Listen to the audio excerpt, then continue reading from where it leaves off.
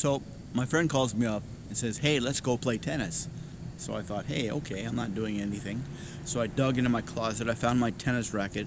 I stopped by the sporting goods store on the way to the tennis courts. I bought a couple of cans of balls. I get to the tennis court. There's nobody there, so I'm walking up and down the court, bouncing my balls with my tennis racket. I probably shouldn't have opened them. But I hear this sound.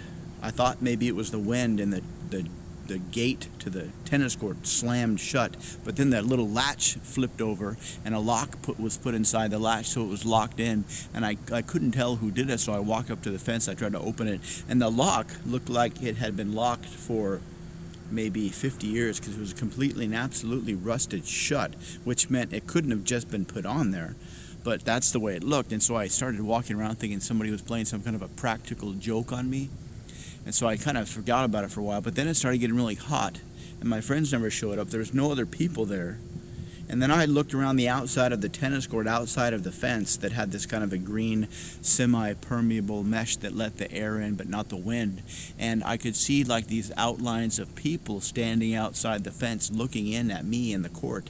And I couldn't tell who they were or what they were doing, but when I approached the fence, they would kind of stand back and whisper to each other, and it kept getting hotter and hotter, and pretty soon I was getting sunburned, I was sweating, I was thirsty, I got so dehydrated that I passed out, and I don't remember what happened next.